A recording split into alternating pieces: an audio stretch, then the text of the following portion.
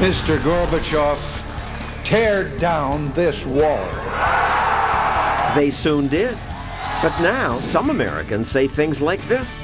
Capitalism is an evil system set up to benefit the few at the expense of the many. Really? How is the alternative working out? There is no fresh bread or meat on sale. President Obama wants to open our relationship with Cuba. We will end an outdated approach that for decades has failed to advance our interests. But what are our interests? Many Americans think communism is just fine. Who's on your shirt? Check. Communism versus capitalism. That's our show tonight.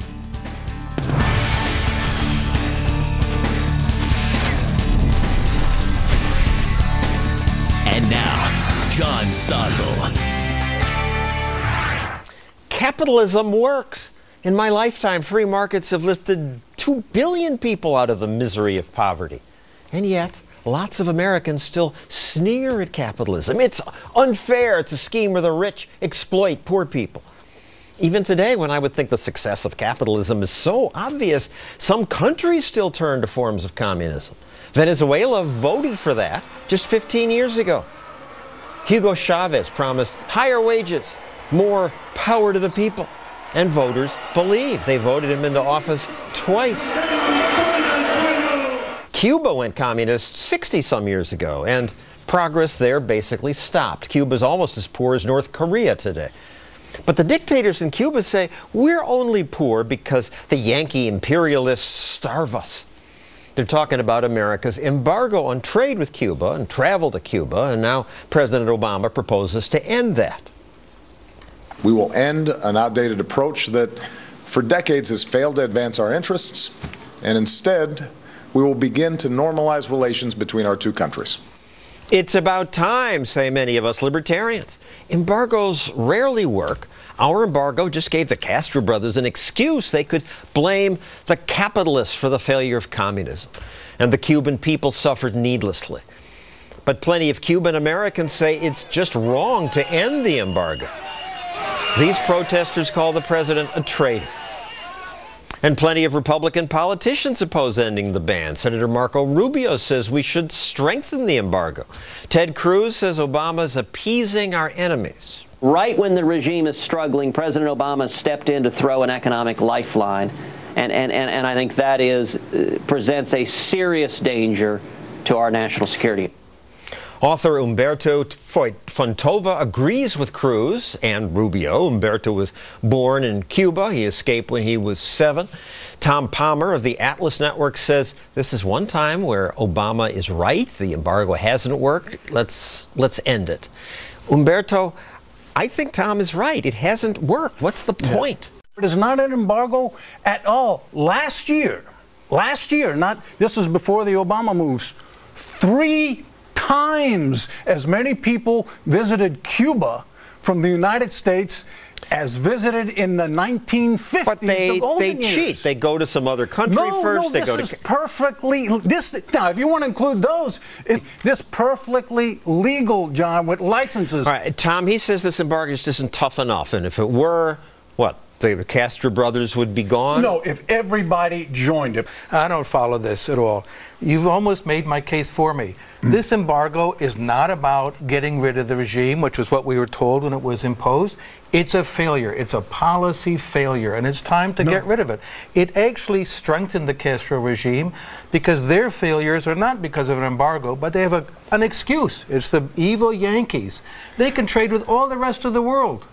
But the Cuban people don't believe that excuse. This is a failed policy. No. And that really should be what would make it succeed? What's the point? Containment of Castro's international terrorism sponsoring that he is still doing. To this day, Cuba is listed as a state sponsor of terrorism. The Soviet Union... meaning what? What's he doing? Sending spies to America to find out our... Speaking of spies, what? Cuba is an intelligence trafficker. They steal military secrets from the United States and sell them on the open market. But any American could steal secrets. An embargo on Castro isn't going to prevent this. John, I'm telling you, a U.S. court convicted Ana Belén Montes of the same crimes as Julius and Ethel Rosenberg, and she is suffering right now. The only thing that saved her from going to the electric chair was a plea bargain. She was stealing U.S. secrets. Tom, your turn. The idea was you push a wedge between the rulers and the people. Actually, these things systematically draw them closer together. Yes, there are dissidents in Cuba who have a different view, but there are plenty of dissidents who have said clearly this embargo strengthened the Castro There are not regime. plenty, there are a couple. The overwhelming majority favor the embargo, the so-called embargo, because it's not really an embargo. President Eisenhower started this so-called embargo with partial trade restrictions 1 year after Castro took power. President Kennedy expanded it to ban all trade when he learned that the Russians were shipping missiles to Cuba. He issued a proclamation ordering a naval and air quarantine of Cuba. Our goal is not the victory of might, but the vindication of right. I was 15 then. I thought I was going to die in a nuclear war, but the Russian ships did turn around. Umberto, as far as I know, that's the only real success from this No, in fact, embargo. that's the only failure of the embargo opinion. What really got those missiles out of Cuba, again, documented in my books, according to Khrushchev's own son, Sergei, was Castro's letter to his father saying, press the buttons and launch the missiles. Khrushchev said, these guys are lunatics. Get, these exact words, according to his son, get the missiles out of Cuba unless something terrible might happen. So this victory by Kennedy, he got bull. All right, they were afraid of Castro. Let's move on. During the Cold War, here's how Hollywood portrayed Cuba and Castro's revolution.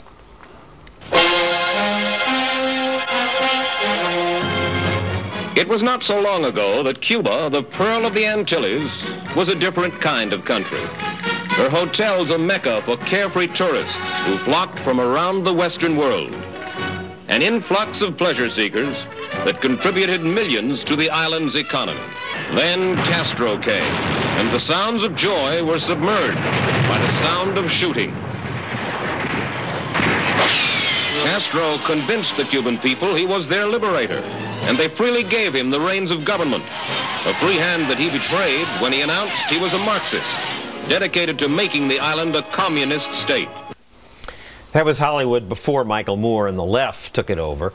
Tom, they really made it sound like pre-Castro Cuba was this paradise where tourists from. I don't think that's accurate, but there was a big difference between pre and post-Castro. If you tried to leave Cuba, they did not sink your boat, they did not strafe you, they did not murder you, they did not imprison you for attempting to leave, and that really is a big difference. Batista, the dictator, was a bad guy who favored his cronies. It no wasn't question about real it. capitalism. No. You got out when you were 7 years old. Right.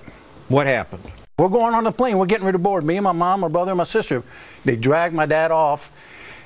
And my mom, you know, she's figured he's going to the firing squad because that's where everybody was going in the days. And she says, okay, we're not leaving the country. We're not leaving. If you can't come, Umberto, then I'm not going with you. My dad turns around just before he goes to the door and he said, you are leaving because whatever happens to me, and he thought he was going to the firing squad, I don't want my children growing up in a communist country. So we came to the United States. What happened to your father? He hunts and fishes with his children every weekend now. He got out a few months later. Well, we had a happy ending, John, but hundreds of thousands of Cuban families did not have happy endings. It's been a terrible. You can sit on any street corner, Miami, Union City, and hear horror stories much worse than mine. Explain this attitude about communism itself, and that in order to take power, Castro lied about his intentions. He said this: "We are not communists." Very clear. We are not communists. I would think today you could say that, and people would say, "Oh, good, we think this may work." But it was unpopular before the revolution. He had to lie about it. He did. Well, obviously he would have never taken power. But you know something? Well, what do you mean obviously? I don't see why it's obvious. Well, in Cuba, communism was not. There was a legal communist party in Cuba, by the way. And they posted candidates in elections, and they won very small margin. Communism they lost. Tiny. Yeah, they got swamped. the communist ideology was useful for cementing control. You became dependent on the party, which is to say your loyalty to the regime, for ration cards, for apartment, for your job, for virtually everything. So communism provided a very powerful legitimating ideology for a dictatorship. It made everyone dependent on the dictator. Once it was established. Once it was established. But this is not unique. When the communists took power in Eastern Europe, they were not communists in many cases. Of course not. But once they had power, off came the masks. Agrarian reformers, right? And then they took over the secret police. That was their primary objective in every country, secret police, and then establishing arrests and solidifying Communism power. is just supposed to mean we're all in this together, comrade. Why does it always become secret police and murder? The reason is people decide they want to get out of it. You are forced into it. George Orwell put this so well in Animal Farm. Predicated on equality for everyone, but as it turns out, all animals are equal, but some are more equal than others. People figure this out at some point, and they want out, but they have to be kept in the prison. And I should say that Tom Palmer spends most of his life overseas in third world countries, many of them communist. He travels for the Atlas Institute to set up libertarian think tanks and help those groups. You see a lot of the third world. Well, and I spent a lot of time in the Soviet Union when it was still with us, the evil empire was there. They allowed East Germans to leave when they got to be retirement age, 65. Then you could leave. Because they'd squeeze your life out of you and they didn't have to pay a pension anymore. It was really sickening because their view was, we used you up, now get out. If other Spanish-speaking countries went along with it, what do you think would happen? What happened to South Africa? What happened to apartheid South Africa? Why was Nelson Mandela freed? An embargo that everyone joined and it was enforced. Tom, valid point. Supposedly it was sanctions that changed South Africa. If you look at the whole history of sanctions, it's littered with failure after failure. It's the only one you could argue had some success, but not the economic sanctions. They haven't worked in Iraq. They didn't work in Japan before World War II. Right. I haven't worked in Cuba, though you have your reason. Well, North Korea hasn't worked. Right, but I say they have worked in Cuba in saving the U.S. taxpayer from getting fleeced. Look, when you see the farm lobby get behind something, you guys really should know what they're up to. It's another raid on us. Suspicious of the farm lobby. Thank you, Umberto and Tom. Thanks a lot. To join this argument, please follow me on Twitter at FBN Stossel. Use that hashtag communism. Late my adventures in communist Russia, it was not fun being there. And also an actual communist today presents the case for communism. I look forward to fighting with him. Though I'd rather fight with her. Why is it cool to wear clothing adorned with pictures of communist murderers? The trendiness of communism next.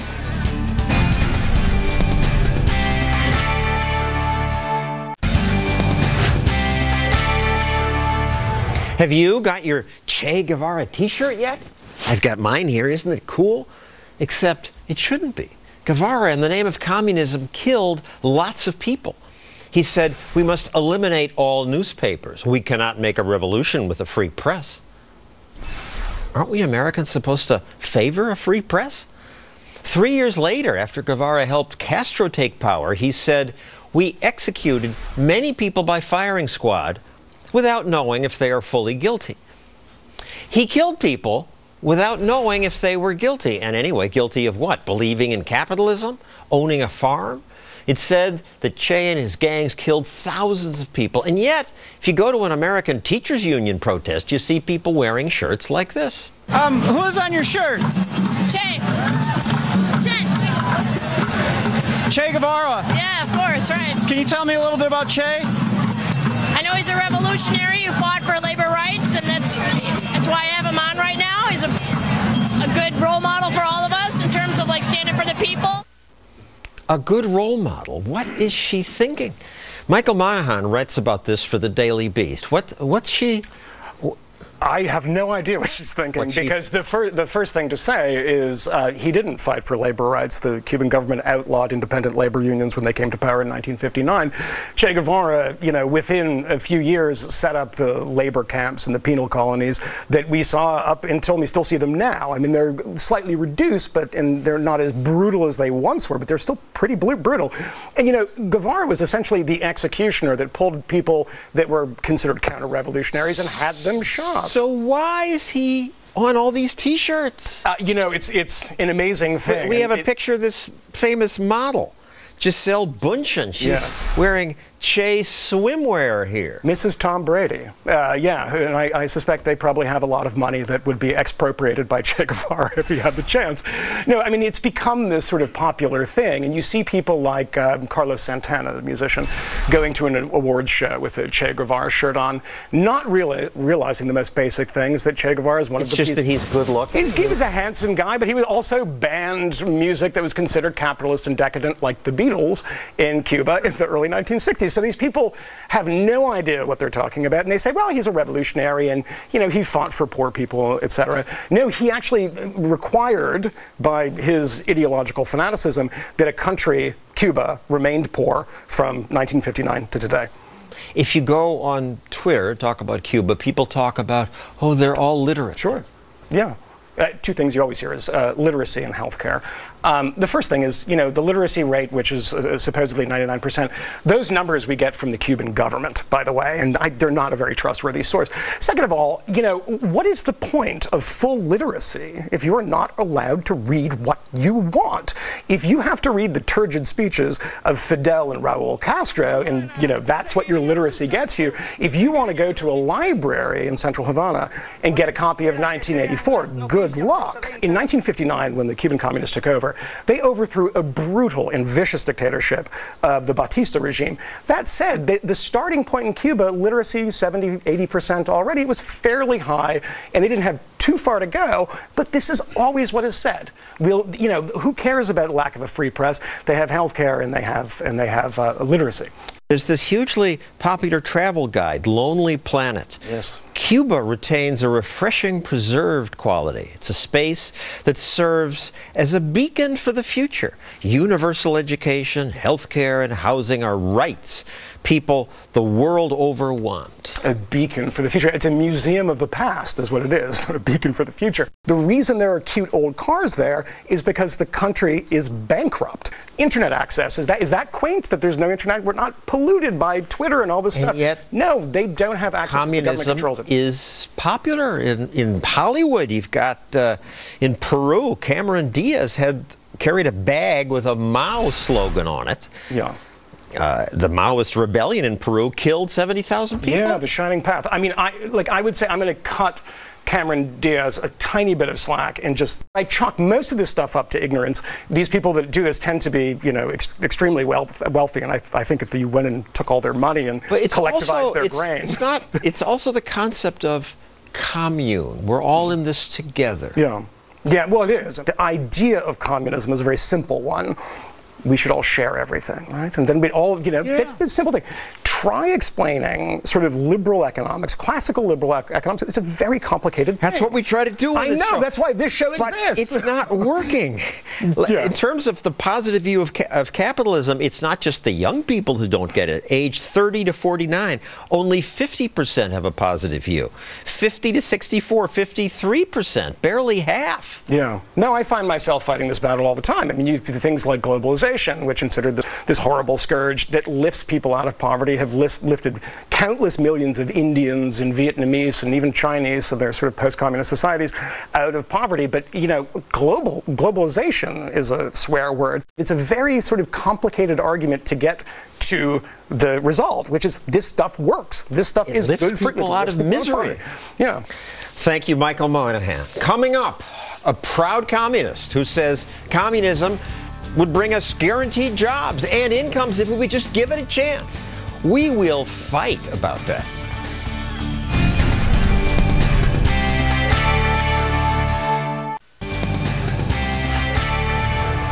The Moscow subway. It's almost beautiful. Stained glass and chandeliers in some stations. And it's very efficient. The government decided it needed to move lots of people without creating surface traffic jams and more air pollution. So it poured money into the subway. The result is clean, fast trains that come so often you seldom have to wait. During the rush hour, a train stops every minute. Oh, I was young then. That was one of my 2020 reports from the days when Russia was still communist. And the subway was nice. I think there were plenty of communists at ABC, too, who wanted me to point out good things about communism. At ABC, people would say things like, hey, in communist countries, you don't have to worry about health care, finding a job. You're taken care of. But then, of course, the people in the Soviet Union rebelled, and it became clear that communism did not work. Thousands and thousands of West Germans come to make the point that the wall has suddenly become irrelevant. I thought, now, finally, people will understand that communism and socialism are not good ideas. But despite the failure of central planning everywhere, lots of people still passionately believe in it. Jesse Meyerson is one. He hosts a podcast called Disorderly Conduct. The title refers to things like the Occupy Wall Street protests. And you call yourself a communist. That's what you advocate. That's why you invite me on the show. Right. But are you nuts, or how can you're a smart guy talk to you? What's your reasoning? Well, just like you could point out all of the many failures of the Soviet regime and all sorts of other totalitarian communist regimes or communist party-led regimes, it's very easy to point out lots of failures in capitalist regimes like ours. Millions of people living in poverty, you've got millions of people locked up in prisons, you've got wars constantly, extraction of natural resources. Communist countries These are terrible failures. The program that I lay out, I wouldn't call it communism, but one of guaranteed jobs and income, the taxation of land value, public options for banking. These sorts of things are what I would propose in the United States, and I think that none of them require anything like gulags or the you know, sparrows in China or whatever. Does it make you question it, wondering why this hasn't succeeded anywhere? I think there are good reasons it hasn't succeeded. And I think that a lot of people who've done the most significant inquiry into why it hasn't succeeded have been leftists who still have the dream of universal material security guaranteed by collective ownership of wealth and want to do it better than it's ever been done before. We are the richest country in the history of riches and countries. We could guarantee material security for everybody. And can you imagine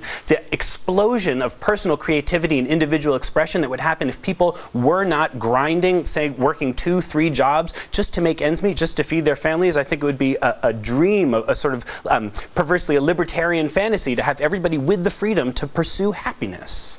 I think they do have that freedom now, and even the poor, compared to human history, they live much better lives. Poor people in America, on average, have more than one car. They have air conditioners, TVs, refrigerators. This is not like suffering under communism.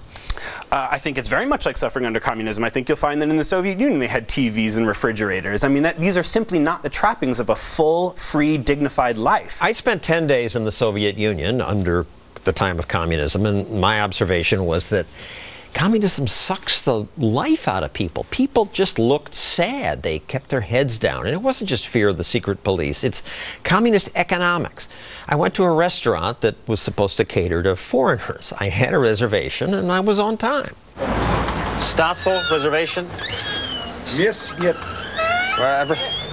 Of course, if I were an important official, or as my Russian-speaking friend points out, if I'm an important foreigner, then I get in. The sign on the door said, no places. But inside, there were empty tables. Diners wait for their food, while the waitresses sit around and drink tea. Since the restaurant belongs to the state, there's no profit-seeking owner around to push the staff. This waiter's hiding out in the back. I watch these two guys play with the wine bottles and talk to each other for 10 minutes. Meanwhile, the diners wait. My point is that without that greed, profit-seeking motive, people don't try very hard. And when they are driven by profit and they try hard, they feel good and they create stuff. That's good. People create stuff for all sorts of reasons, not just profit. The reason the musician makes work, or the reason that a sociology researcher looks into a phenomenon. It's not profit. It's not everybody. There's tons and tons of ways that we could reward people who show what you might think of as entrepreneurship, right? Like the spirit of creativity, wanting to self-express. There's lots of ways to do that without depriving millions and millions of people of the means to subsist, unless they go and lock themselves in ruthless competition with millions of other people who are also out of work. Oh. In Russia, the only place I found any life was where people risked their freedom by illegally trying to practice capitalism. It's illegal to buy from foreigners or foreign reporters, but if you stand around on a busy street looking like an American tourist, I guarantee you'll be surrounded by buyers. Have you something for sale? If you want to buy shoes, boots. The hot item turned out to be my running shoes. The sneakers, you know. These sneakers, these New Balance, you know the brand name. Well, I know, I have New Balance. It didn't matter that they were worn out. How much you paid for this, for sneakers? I think like $60. $60. If I give you 100 rubles, this is not 100 rubles, of course. Wow. That's like $150 on. That's almost 3 weeks' pay in this country. This is a really distorted economy.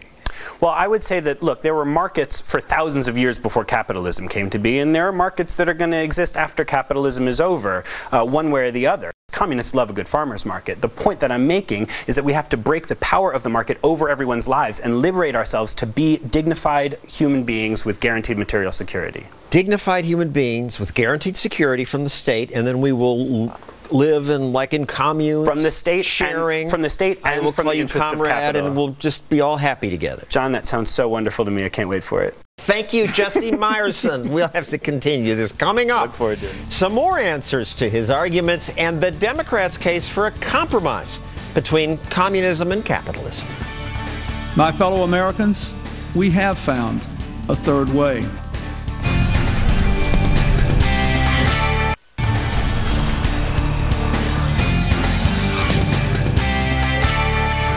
Capitalism is an evil system set up to benefit the few at the expense of the many. Okay, that's filmmaker Michael Moore. We've come to expect nonsense like that from him, but he's not alone. My last guest was big on communism, and when I interviewed people in Times Square about capitalism and poverty, some said things like this. Capitalism might be the problem that creates so many poor people. Capitalism creates poor people? I suppose that's true if your definition of poor is having less than absurdly wealthy people, but where capitalism is allowed, it's true, there's income inequality. Many people say that's immoral, but Ayn Rand, who grew up under communism, wrote very popular books that said, so what if some people have more than others? That's part of freedom, and it's totally moral. Yaron Brook runs an institute that's based on her philosophy. Yaron, this is just selfish, and the communist who just left would say it's mean. Well, but that's ridiculous. I mean, the idea, so take the last comment about the poor, right? Before capitalism, 300 years ago, 99% of the population of the earth were poor. Everybody but the kings. Everybody except the kings who stole, they were the real stealers, were basically poor. Today, everybody, including the poor, are much, much richer than anybody was back then. And it's all due to capitalism. It's all due to the freedom, to property rights, the ability of people to go out there and make and produce at whatever level they can and to feed themselves.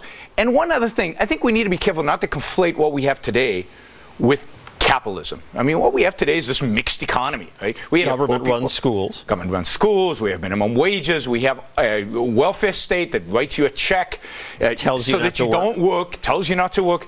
So we don't have capitalism today. But when it's tried, and to the extent that it's tried, China today, millions of people rise out of poverty. One of the untold stories, really, of the last 40, 50 years is the fact that 800 million people have come out of poverty in Southeast Asia. 800 million people out of poverty in Southeast Asia because they've implemented a little bit of capitalism. And before they did that, tens of millions of people were starving to death. To sit here and argue for communism, when communism has been directly responsible for the brutal murder of well over 100 million people, if you take... Well, he would say that those were just bad leaders, but the idea of sharing is good. No, the idea of sharing is what directly leads to those kind of the gulags and the death. Why should it have to? Because the fact is we're not all the same. We're not all equal. Just look around any group of people. Some of us work hard and some of us don't. Some of us are really smart and some of us don't. The only way then to make us equal is to take from those who've created and to give it to those. We're talking take sounds soft, sounds nice, right? Take. But no, we're talking about take. We're talking about pulling out guns, sticking your hand in your pocket and taking out the money, stealing. That's what. And you may say, well, they don't do that in America, but try not paying your taxes. Men with guns will come to your house and force you to pay or put you in jail. Absolutely. And of course, the more you make, the more productive you are, the more wealth you create, the more innovative you are, the more you've used your mind, the harder you work, the more they take from you. And that's, in my view, that is inherently unjust. Equality is massively unjust. The idea that we should all be forced to be the same when we're clearly all so different. When I was in communist Russia, people told me, some people anyway, that they liked the security that communism gave them. They knew they had a job. I can be sure of the tomorrow, you see. That's the thing I like. I can be sure of my work. You see, I never have any doubts. What kind of freedom in the United States? Tough freedom. It's, you have to worry about your life or your apartments. Americans have to worry. Life requires worrying. Life requires a certain amount of stress. That's what it is. So they want to live off of somebody else worrying. Somebody actually has to produce the stuff that they live off of. Look, there are always going to be people who want it easy, who want to just get by. I worked for a while with somebody who had come from the Soviet Union and was complaining that he had to go into the grocery store and choose between 8 different types of toilet paper, and that really upset him. He just wanted to be told. But the fact is, and you said it earlier in the show, they were gray, they were unhappy, they looked miserable, and that is what that kind of life, if you don't challenge yourself, if you don't have a little bit of anxiety in life, if you're not a little pushed, if you're not trying to strive towards something, life becomes dull and boring and meaningless, and I think to a lot of these people it did. And it's still dull and bad in much of Russia, but in some countries, Estonia, Czech Republic, Poland, they have brought excitement and wealth and joy. Absolutely, and it's vibrant and exciting and dynamic. And you go, and the reason in Russia is that they took one authoritarian system, communism, and replaced it with another authoritarian system, call it fascism. But it's statism, it's state control, either way. Thank you, Yaron Brook. Coming up, the people who resisted communism not with guns, but by singing.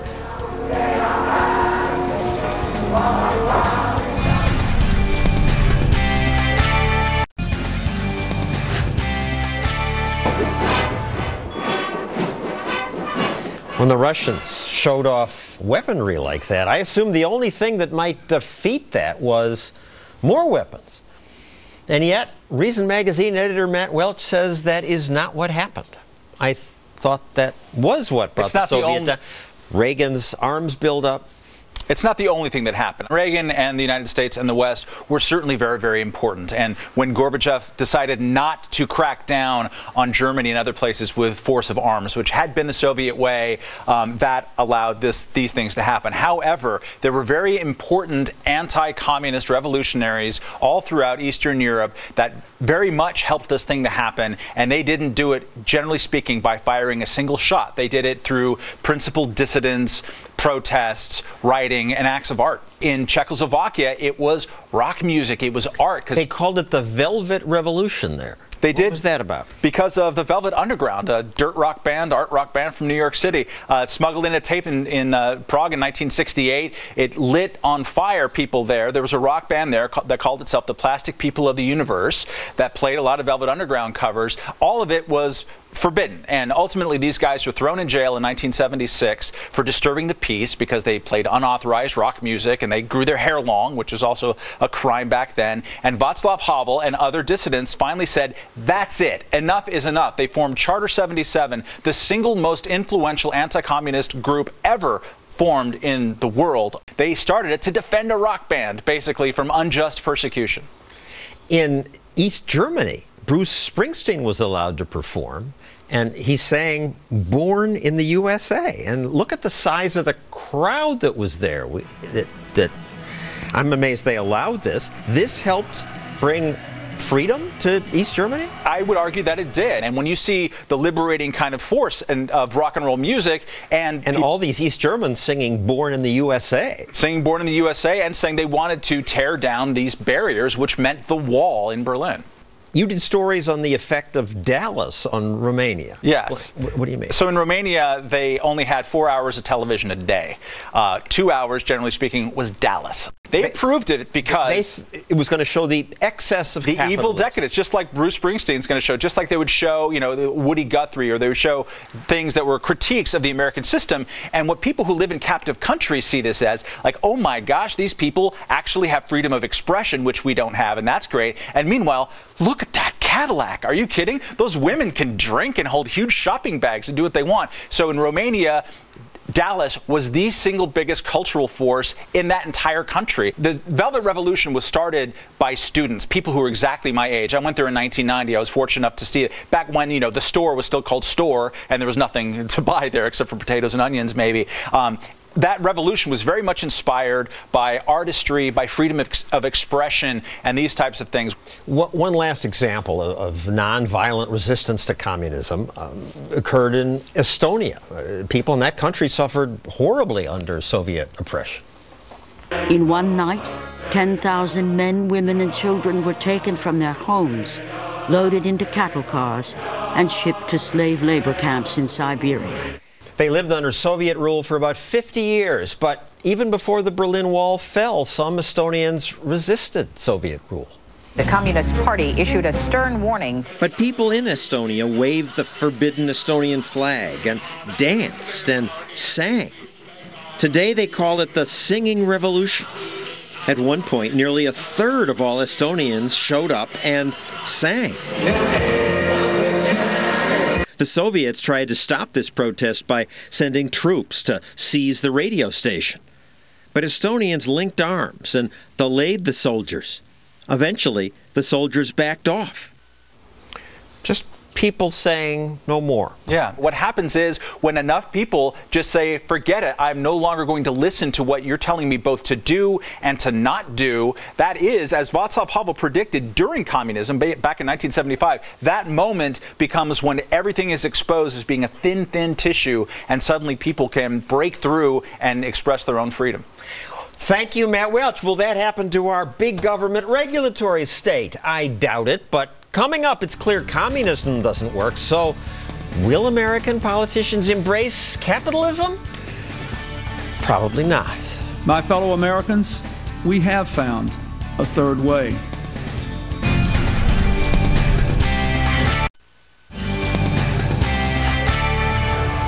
I mentioned earlier that I was naive when the Soviet Union fell. I really thought now Americans will wake up because everyone can see communism fails. Boy, was I wrong. Progressives said, well, maybe communism failed, but capitalism isn't so good. We need to come up with something in between. My fellow Americans, we have found a third way. I suppose you could say his third way is what we have today. Capitalism is allowed, but it's smothered in government. A doctor can run his own practice, but Obamacare sets the rules. Banks can invest in things, but they better obey every word in Dodd-Frank.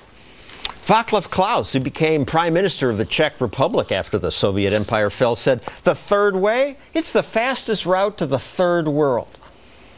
I think he was wrong. Actual communism is faster. Cuba and Venezuela demonstrate that now. But the third way is bad too, because people can't prosper with this when there are so many rules. Politicians say these rules make life fairer, but years of consumer reporting taught me that life is fairest when people are free to make our own decisions. I had already figured that out by the time ABC sent me to Russia. Part of the problem is the way decisions are made here. Let's contrast it with the way things work in the U.S. In a capitalist society, the people have the major say as to what gets produced, because, in a way, we vote with our dollars. If we like a product, we'll buy more of it. The manufacturers will quickly make more of it because they want to make money. And the only way to make money is to give the public what it wants. If instead our economy were centrally planned, then the government would set production levels, say for records. And President Reagan might order tons of Frank Sinatra records, but very few Twisted Sister records. And hence you had long lines and shortages in the Soviet Union. Capitalism isn't perfect. Some merchants lie. Increasingly, some use political connections to get special privileges. But that's the exception It's not real capitalism. Real capitalism is good because it's voluntary. Transactions happen only when both parties are happy with them. Most every day I buy something from a store clerk. Thank you. And every time something odd happens, they say, thank you. Thank you. Thank you. Thank you. Thank you. And so do I. There's that odd double thank you moment. Have a great day, thank you. Thank you. Why the double thank you when I pay for a cup of coffee? Because she wanted the dollar more than she wanted the coffee. And I wanted the coffee more than I wanted the buck. We both win, or the transaction doesn't happen. Today's leftists will claim that one party in that exchange exploited the other, and since Americans are taught that propaganda, if I ask the clerk or other customers, some would say it's true, the shopkeeper exploited me, or I exploited the shopkeeper. But I think the automatic thank you moment tells the truth. The relationship is fair not because the two parties are equal, but because capitalism is voluntary, and so nothing gets sold unless each party thinks we came out ahead. The free market is voluntary. Government is force. Voluntary is better. That's our show. See you next week for a new episode, again in our new time slot, Friday on FBN. Good night.